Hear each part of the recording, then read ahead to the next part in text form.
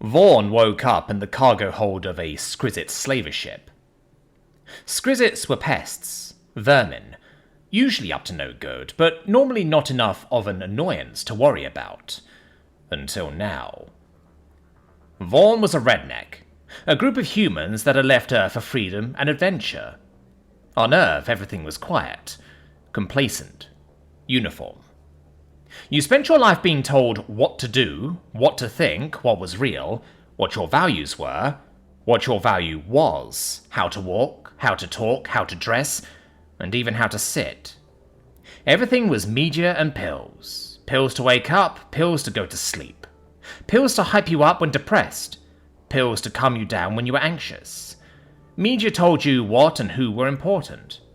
They told you what trinkets you needed to solve problems you didn't know you had, and what celebrity personalities you should emulate because they were famous for being famous. The rural areas of Earth were a little better, except that busybody government kept imposing ridiculous urban laws on rural communities. If there was a spike in crime in a city using particle weapons, that city would outlaw particle weapons, which was fine. What wasn't fine is that the government would then include every rural town within 100 kilometers in the ban, even though the rural towns didn't have any crime problems, with particle weapons or otherwise. So rednecks got tired of it, and left. They would find planets that other aliens deemed too inhospitable, and homestead, or they would find a remote area of space fairly close to common trade routes, and create a flotilla community. Aliens referred to Earth and those other planets rednecks liked to settle as death worlds, because everything tried to kill you. There was a simple solution: kill it back. The flotillas attracted other independent human tribes, especially gypsies and some performance troops. Occasionally, a flotilla would start as a mining operation in an asteroid belt, and just continue growing with more support businesses such as restaurants, clothiers, brothels, and ship dealers who also did repairs. Redneck life was hard, but good. You were free. Sometimes adult children would leave Earth, dreaming of the artificial utopia. Some came back, some didn't.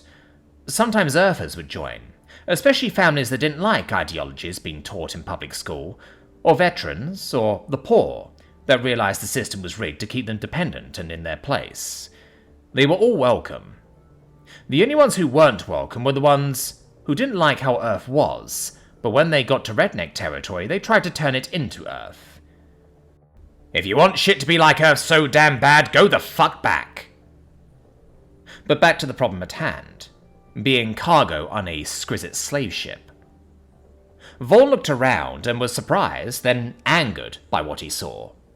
Normally, Skrizzits would capture young adults and adults for laborers. However, this time they had captured everyone. Old, young, even infants. Men, women, some pregnant. The healthy and the sick. What in the holy hell was going on? Vaughn walked around, checking on people. Everyone child size and larger was manacled, with magnetic restraints. The restraints were simple. Push a button on the remote and the magnets activated, forcing your legs together and pinning your arms to your sides so you couldn't resist or run, but were unharmed. At least the bastards don't want to damage the merchandise, Vaughn thought. Vaughn saw a feeding area in one corner of the hold, then the far corner had a toilet area. It was open to the rest of the area. Damn bugs treating us like livestock, Vaughn observed. There was going to be hell to pay for this. He went around, checking on people and gathered some heads of household to discuss the situation. Vaughn, Seamus, an Irish gypsy, Mama Matilda, a Creole matriarch, Torch, a combat veteran from Blood River, who was a little too fond of explosives, Big Red, who was obviously born in a mine with a full beard and probably learned to drive an excavator when he was still in diapers, a few assorted others, and Gilbert Preston. Preston lived alone, and there was something about him that made you nervous.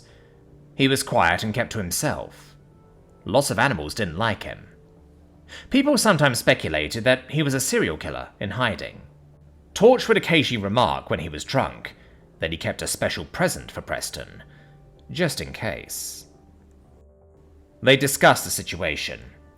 Food would be prioritized, pregnant women and small children first, fighting capable adults next, then children, and finally the old and infirm. Mama Matilda was the one who suggested this, pointing out that she herself would be in the lowest priority group. Several adults would be designated to be a wall with their backs to the toilet area, so that people could relieve themselves with privacy and dignity.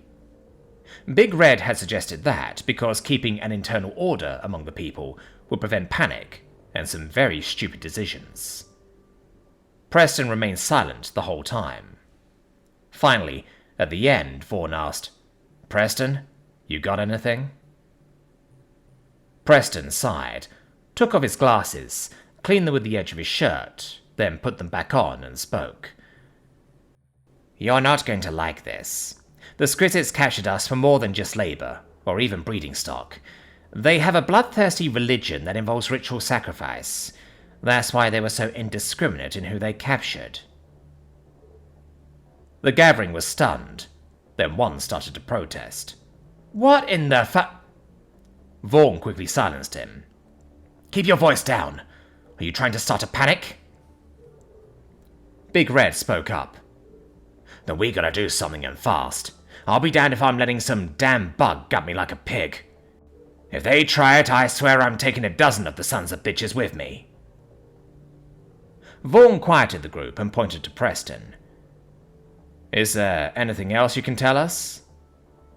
Preston answered, "There's good news, more good news, bad news, and more bad news. The good news is that they will try to drown us." A murmur started. "Skrizzit think water is fatal because they can't swim. They also don't know that humans can swim, so they don't know we can survive being dropped in the water. Here's the bad news. We can't let it be known to them that we can swim. We can't just escape. We have to take the ship before they can send a message, and we can't leave any survivors who might go back and tell the others that humans can swim. Even if it means letting a few of our people perish, or even if they surrender, we absolutely cannot leave a single bug alive. If you aren't sure it's dead, kill it again." Seamus asked, "What's the big deal of them knowing we can swim?" Preston told them, "Skrizzit do sacrifices and executions by simple drowning. It's because their mythology talks about death by drowning and because they don't know other species, like humans, can swim and survive. If we let them find out that it's possible to survive drowning, they will come up with a way to kill us we can't survive." Vaughn thought a minute. "Okay, so then they toss us in the water, we don't sink, then what?" Preston told him, "The ship will be floating on the water surface. There will be a pavilion set up where the ceremony will take place. Some get tossed in the water. They will do a bunch of rituals. While that's going on, we need a tough crew to overpower the guards, then make their way to the bridge." He looked at Seamus. "You said you would take a bunch with you. By all means. When they toss you in, absolutely try to take a bunch with you.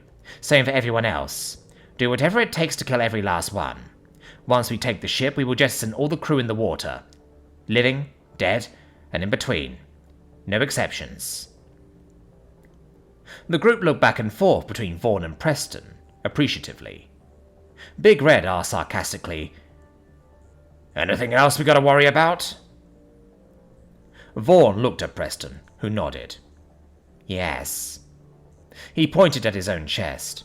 "They will probably tattoo us. Let them. It's imperative that they think they are in charge up to the moment we revolt. I know it's a lot to ask, but we have to do this perfectly or else we will die, and Earth will have a galactic war to deal with." Big Red shook his head.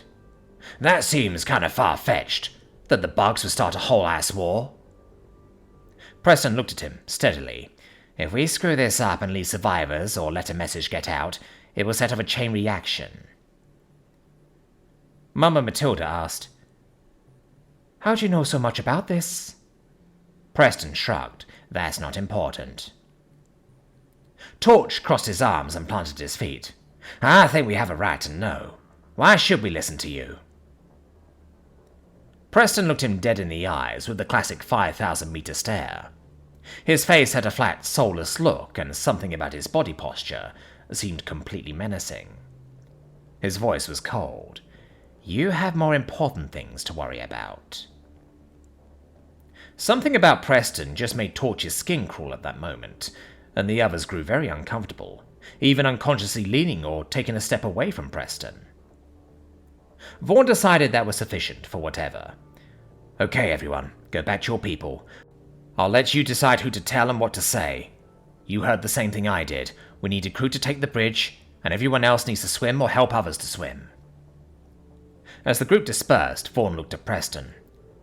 Anything else I should know? Preston gave a nod. Yes. How to incapacitate and kill them. If you know how, it's actually pretty easy. Basically go for joints and eyes, like cracking open a lobster. It's much easier than humans and other mammals. If you don't know how, you're dead. Vaughn shuddered at the casual way he described it. You would get more feeling from a primitive pre-galactic AI. Vaughn checked in on the various groups. It had been pretty well worked out who could swim, and they were coaching non-swimmers on doggy paddling. Gilbert Preston was quietly instructing people on how to incapacitate and kill the bugs. A few people were squeamish and tried to negotiate the idea. Preston calmly walked over to a mother with her toddler and took the child out of the woman's arms. Preston stood in the center of the group, holding the child upside down at arm's length. As he spoke, the child began to scream and cry. Look at him. If I drop him now, he will split his skull open on the floor and die. In a few days, a bug will drop this child into the water, where he will perish and die. If you don't kill a bug, the first chance you get, this child will die. The mother snatched the now shrieking toddler out of Preston's hands and fled to the furthest point in the room she could. Preston watched her with bored disinterest. Rumors that Preston was a serial killer were getting pretty aggressive. Up in the worship area, Hive Queen Vervive was on ornamental display. She had died a few weeks ago, after a distinguished career and hatching many broodlings, including 3 queens. Clergy people were busy with the sacred enchantments and dressing the queen for burial. More and more expensive clothing, trinkets, jewelry and gifts were being applied to her litter throne. Her descent into the water would be glorious. Slave traders were busy selling each slave aboard to Skrizzit on the ship, and back on the homeworld. When a queen died, she passed through deep water and to a beautiful afterlife. Any who entered the water with her would be her servants in the afterlife, and she would be the guide so their souls didn't get lost. A controversial practice was getting more common, using slaves as a proxy during funerals. Initially, it had only been Skrizzit slaves who became proxies because they would be generously compensated. A queen needed servants in the afterlife. You could choose to perish with your queen and be guaranteed to be in paradise since you escorted her, or you could live and take your chances of finding your way when you died. But if you had a slave, you imprinted your name on the slave. It would live lavishly during the queen's 3-week funeral. Then it would go into the water with her. It would serve the queen in your place until you died. Only the queen could navigate through the waters to the afterlife. But when you died, if you had a proxy with your name, you simply went to it. You would then serve your queen in paradise. Until you died, your proxy would serve the queen well, so that when you finally appeared, the queen would retain the proxy also. Part of being chosen by the queen for service in the afterlife was to present her with a gift. The impoverished could hardly afford a decent gift, so the wealthy, in order to use a proxy, would actually buy 2 gifts for the queen, one for itself and one for the proxy. It was a good system that gave many ineligible Skrizzit the opportunity for a good afterlife. Then someone came up with the idea of using alien slaves as proxies. Alien slaves were much cheaper than Skrizzit. Buy a slave, tattoo it, and send it to the water with the queen. You didn't buy a nice gift for the alien proxy to give her, because it would be more desirable for her to discard it once you arrive with your gift. Who wanted to spend eternity looking at repulsive aliens? Liberal theologians presented this as an opportunity for all Skrizzit to live long, prosperous lives. Conservative theologians thought it was utter blasphemy to bring aliens to the afterlife, even temporarily. They issued dire threats and warnings, but the warnings fell on mostly deaf ears. Liberal clergy reassured buyers that the irritation of the queen would be pacified when you came to her in the afterlife with a more lavish gift than if you had simply perished at her funeral, since you had extra years to earn more money. The decor for the Queen was growing more and more lavish. A crown was removed from her head so that it could be expanded again to add more jewels. A young acolyte, still a juvenile, rubbed an expensive perfume ointment into her head while the crown was being reworked. Wood artisans were carving art-grade wood into musical wind instruments that would play notes when there was even the slightest breeze. There was a huge platter of exotic and even deadly foods, including capsaicins, caffeine, meat from venomous animals, narcotics, and deadly fungi, as well as samples of sweet fruits from dozens of worlds. You only died once, so in the afterlife, you could consume all sorts of deadly entrees to sample exotic flavors. Slavers were busy on their computers, answering customer questions and updating merchandise profiles. Another group was in charge of tattooing the slaves. They resisted, so it was necessary to anesthetize them to ensure the tattoos were perfect. It wouldn't do to have a customer's soul lost in the waters because their name had been misspelled on a proxy. Time was running out. They had only 3 more days and there were still a dozen or so unpurchased aliens. These were elderly and damaged specimens, missing appendages or other body parts. People worried that such a low-quality proxy would anger the Queen when she arrived to the afterlife. Skrizzit reviewed the remaining aliens and dropped the prices 20%. Maybe he should have listened to Lekik. Lekik was another slaver. He would teach proxies to perform amusing tricks to entertain the Queen until the owner arrived. The method of instruction was what you would use for any animal: food motivation. The alien would perform the trick and be given a morsel of food. Some aliens were obstinate until they got hungry enough. Teaching tricks did raise prices, but it took patience, and humans were particularly unruly. Skrizzit checked the screen. The lower price had resulted in sales. Praise the Queen for bargain hunters. He noticed that one prime specimen was still up for sale. It was male, intact, in good health and mature without being aged. It should have been bought for a handsome price immediately, but still hadn't been purchased. Skrizzit reviewed the surveillance on it. It gave no resistance like the many of the others did. If anything, comparing it to the others, it was physically more formidable. At times it looked directly at the surveillance devices. Skrizzit experienced a visceral tingle, like when a hungry predator was watching you. He also noticed that the other slaves seemed to avoid it, or had protective postures when engaged with it. Skrizzit took a gamble. He doubled the price. A few more minutes went by as the sales of the low-quality slaves kept trickling in. Finally, a bid came for the predator. 90% of the higher price. Skrizzit responded that another customer had already bid that price, which is why the new price was higher. The bidder waited several minutes. When Skrizzit saw that the customer was ready to submit a higher bid, he quickly sent a message saying the price had been bid up another 30%. The customer responded back after a few moments, with a bid now 20% over that, with a warning that would be the highest bid. Skrizzit waited the appropriate amount of time, then informed the customer of winning the auction. Preston had Vaughn gather the leaders again. He explained the order of the funeral. First will be a bunch of rituals, then they will start dropping people and stuff into the water.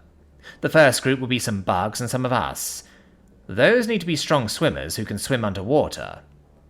They will be in the water the longest. Next is the Queen on the throne. They will have some bugs and a bunch of us rolling it down a ramp into the water. Then there will possibly be a few wagons and the rest of us. Me and the men most likely to be able to take the ship need to be in back. Torch, that definitely means you. You figure out the others. I need about 20. All the bugs will be distracted by the funeral. I'll give a signal. Everyone not in the water yet needs to fight like hell. If you get dropped in the water, don't worry about the bugs. They'll be drowning. But we need everyone else to fight like crazy while my squad goes and takes the bridge. Remember, we can't let a single bug live. Make absolutely sure it's dead. Completely dead. If you're not sure, kill it again. The big day arrived. The Queen was in a small mobile pavilion with so many treasures that it had been necessary to get supplemental wagons to hold everything. The wagons were attached to her pavilion through brightly coloured ornamental ribbons, hundreds of meters long, so these extra gifts would be sure to reach the afterlife with her. Some Skrizzit poor, who couldn't even afford damaged alien slaves, had brought the ribbons. While the conservative clergy opposed using alien proxies, they were quite agreeable to the ribbons, so they sold the ribbons with buyers' names written on them. They reassured their customers that the Queen would be far more appreciative of the ribbons than hordes of disgusting aliens. The ship arrived at a water world. Initially, the discovery of such a planet had been a spiritual crisis for the Skrizzit, that such a horrid place could exist. It also had endless life forms in the water, from tiny pests to great beasts, who could surely consume entire worlds. Theologians had carefully re-examined every religious text they could find, including controversial New Age texts from disenfranchised youth fringe groups.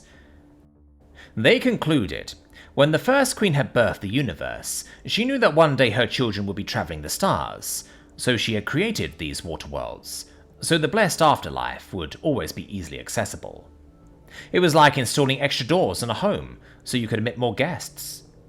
As for the life forms in the water, it was thought that they would consume those whom the Queens banished from the afterlife. There were a few ultra-liberals who objected to the use of alien proxies because the Queen was guaranteed to banish them. While they didn't relish the thought of sharing the afterlife with the repulsive wretches, arbitrarily condemning them to oblivion seemed unreasonable. The general opinion of most Skrizzit was let the gods rescue them, if they can. Music was playing on the great deck of the ship, which rested on the waves. Skrizzits were singing, noises that sounded partway between crickets chirping and a hornet's nest buzzing. Skrizzits who would be drowning in the funeral were decked out in colourful clothes and sleepily swaying to the music. It seemed that many had taken narcotics to ease their apprehension about drowning to death.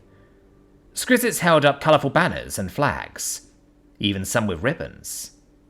The young acolyte who had been rubbing perfumed ointments on the Queen was now hastily removing her shoes to put on luxurious fur socks and heavy boots that could accommodate the socks. The Queen's feet were shifted so that her previous shoes, laced-up, bejeweled sandals, could be positioned between her feet. This way, she would have the option to wear whichever suited her in the afterlife. He glanced around. No one was looking. He hastily pulled out a couple of ribbons with bells attached, and his name written on the ribbons. He tied them around her leg joints above the socks. He did plan on drowning with her, which normally would be grossly impertinent, given his brief tenuous service. However, he was sure that she would favour him in the afterlife, for taking such care to adorn her so beautifully for the funeral. He had hummed soothing lullabies to her as he addressed and anointed her. The bells on the ribbons had a pleasant tinkle, so she would surely favour him and choose him as a personal attendant. He glanced down. Just a few more gifts in his basket to add, then he would drink his narcotic potion to go into the water with her. He adored her, but that water was just terrifying. "Forgive me, beautiful one," he whispered. Clergy tossed confetti into the air and led chants. Finally, the crowd let out a cheer and drums began to beat, slowly and rhythmically. A couple of priests, at the head of the procession, began to shuffle towards the water groggily, obviously also under the effect of narcotics.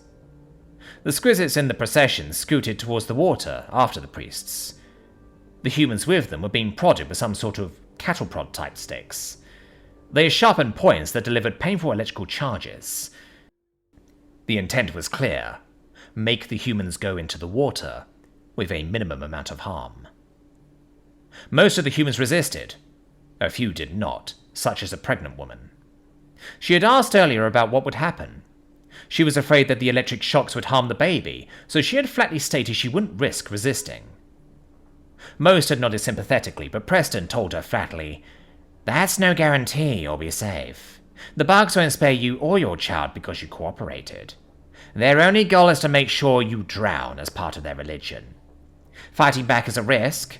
Not fighting means a dead baby, but you won't be alive either." The others were stunned, and she started to cry.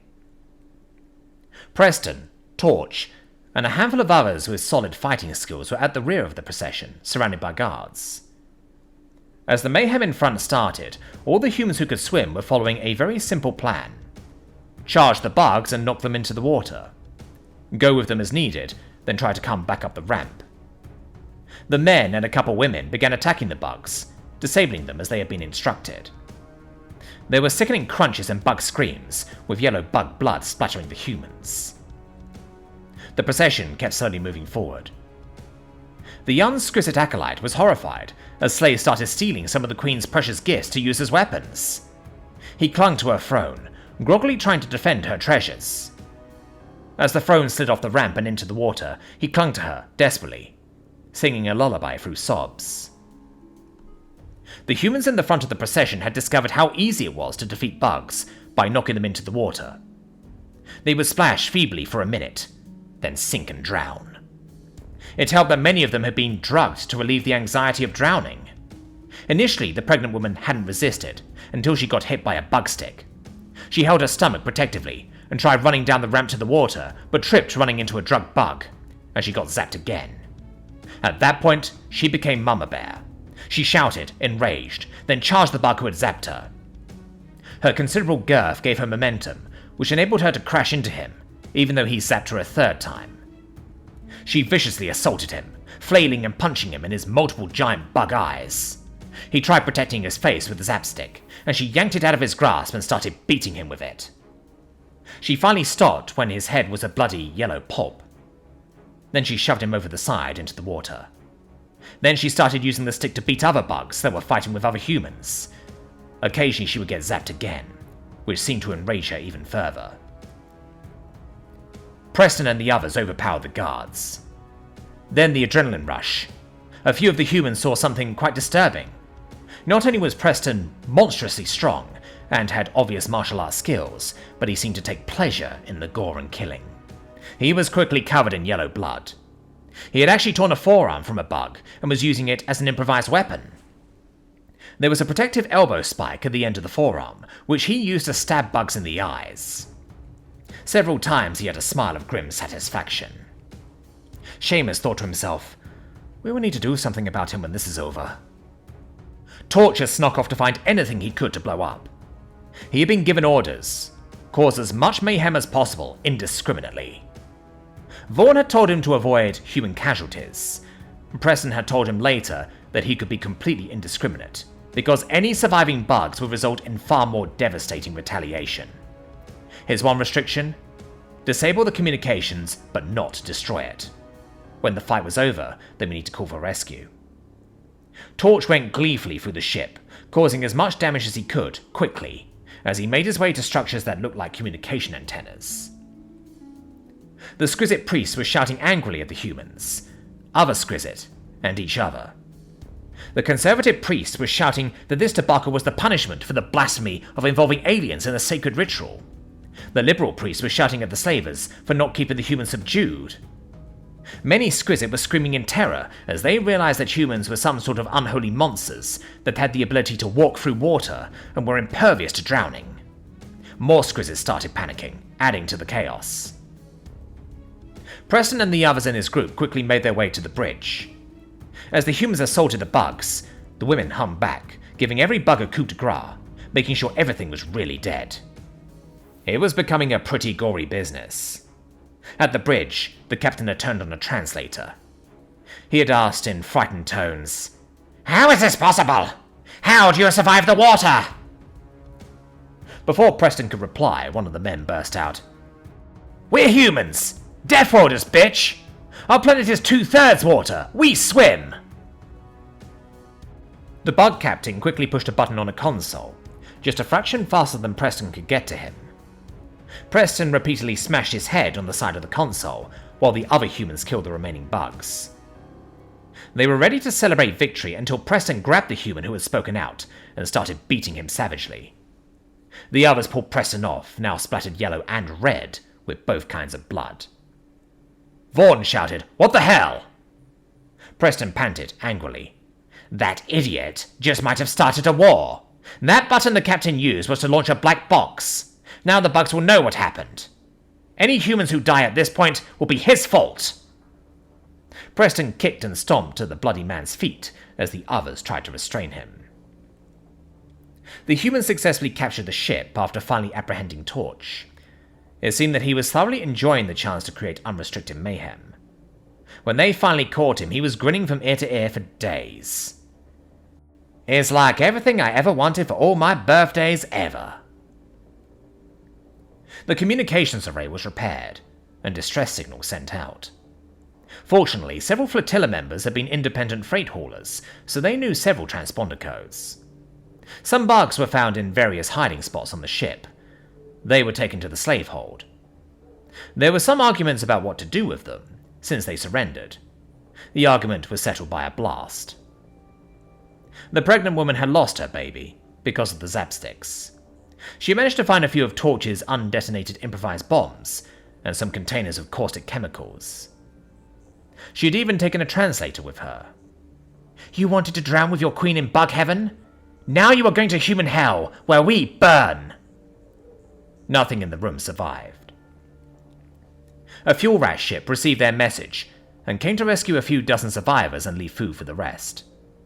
They passed along the message to a local Air Force military fleet, who did come to save the rest of the survivors. Intelligence specialists were quite excited to find a Skrizzit ship mostly intact. All of the survivors were debriefed. After Vaughn had been debriefed, he pointed to Preston and told the officer who had debriefed him, "You need to keep an eye on that guy. We wouldn't have made it without him, but there's a lot about him that's pretty damn disturbing. His name is Gilbert Preston." The officer just ignored him, so Vaughn tapped his shoulder. "Did you hear what I said? That guy over there in the blue shirt and glasses." The officer glanced sideways out of the corner of his eye for a moment, then replied, "I don't see anyone. No one is there." Vaughn was baffled. "What the hell are you talking about? I'm not hallucinating. He's right frickin' there." The security officer looked at him, steadily. "I'm going to explain this only once. There is no one there. He doesn't exist. He wasn't here, you never saw him, nothing happened. Do you understand?" Vaughn slowly nodded. This whole thing was absolutely the weirdest damn thing he'd ever heard of. Earth Command reeled from the unexpected attack. One of their southern continents had just experienced a massive bombing from the Skrizzits. They were bugs, mostly an annoyance who preferred to raid isolated settlements to capture slaves. They had just been a minor nuisance until now. God only knew what the hell set them off so that they would directly attack Earth like that. Colonel Huang read the report of the damage. This was beyond a disaster. Lieutenant General Bob Mossy walked in the office. Normally protocol would dictate that Huang would come to attention when he entered the room, but Huang just sat at his desk reading the report. Mossy ignored it, given the nature of the missive. "Well?" Huang handed in the report. "Argentina was the only spot hit, but they took it pretty bad. The bugs sent a message with one word. Retaliation." Mossy glanced over the report, then shook his head in bafflement. "Retaliation? For what? Nothing changed. We didn't do anything different." Huang shrugged. "No idea, sir, but there is another problem that you will get to deal with. There's a certain Marine, and his home country just got attacked." Mossy looked confused for a minute, then realized who Huang was talking about. "No," he said with horror. Huang nodded. "Oh yeah, I've already got troops on the ground looking for his daughter and grandchildren. We better pray to God that they survived." Mossy quipped, "I thought you people were atheists." Huang responded, "This seems like a good time to convert." Mossy sat at his desk, put his head in his hands, and groaned with dread. He remembered this particular Marine from when he was commanding the Aldrin. He had been an absolute terror on the ship, arm-twisting Mossy into going on a pirate hunting expedition, because he got bored. In a delicious irony, catching those pirates had been the gold feather in Moss's cap that had boosted his career to make general rank. The Marine hadn't tried to take the credit. He was more interested in running around in a power suit, blowing up the universe. Mossy finally looked up. Alright, let's get this over with. Get Ibanez for me. No good was going to come from this.